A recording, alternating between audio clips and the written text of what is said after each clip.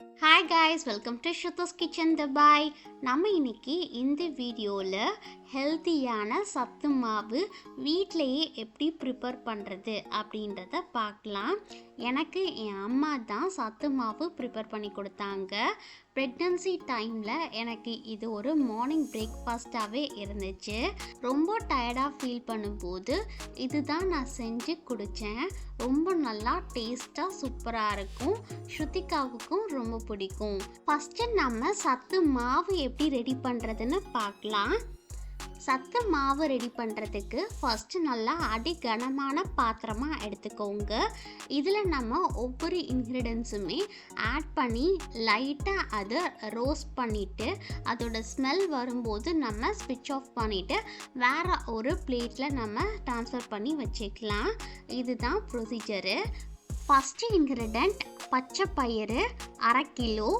நான் எடுத்திருக்கிற எல்லா இன்க்ரீடியன்ஸுமே ஈக்குவலான மெஷர்மெண்ட்டு தான். கம்மியாக எடுத்திருக்கிறதுக்கு மட்டும் தனியாக நான் ஸ்பெசிஃபை பண்ணுறேன். இது நல்லா ரோஸ்ட் பண்ணி எடுத்துக்கலாம்.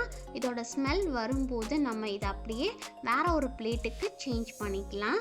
நெக்ஸ்ட்டு கேப்பை. கலர் லைட்டாக சேஞ்ச் ஆன உடனே இதை வேற ஒரு பிளேட்டுக்கு ட்ரான்ஸ்ஃபர் பண்ணிக்கலாம். நெக்ஸ்ட்டு சிவப்பரிசி.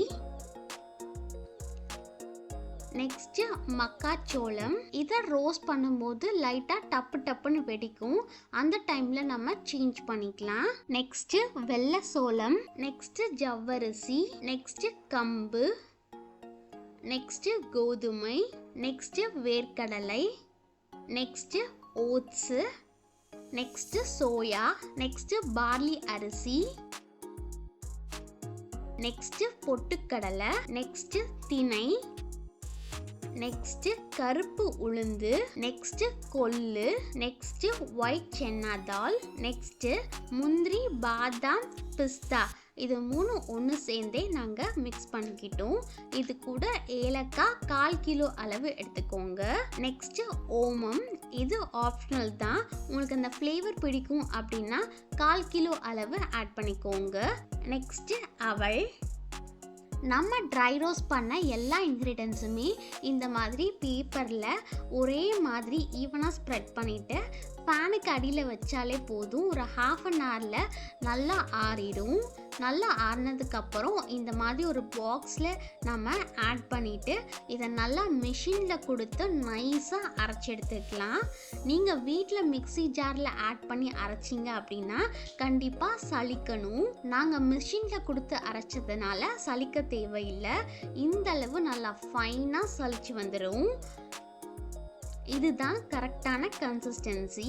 இது அப்படியே எங்கள் அம்மா ஏர் டைட்டான கண்டெய்னரில் பேக் பண்ணி இங்கே துபாய்க்கு எனக்கு கொடுத்து விட்டாங்க. நெக்ஸ்ட் வீடியோவில் நான் கண்டினியூ பண்ணுறேன். அது வரைக்கும் டாட்டா பை பை சொல்லி signing off from Shruthi's kitchen Dubai. Video பிடிச்சிருந்துச்சு அப்படின்னா லைக், ஷேர் அண்ட் சப்ஸ்கிரைப் பண்ணிக்கோங்க. Bye guys. இஷ்க் யூ ஆல்.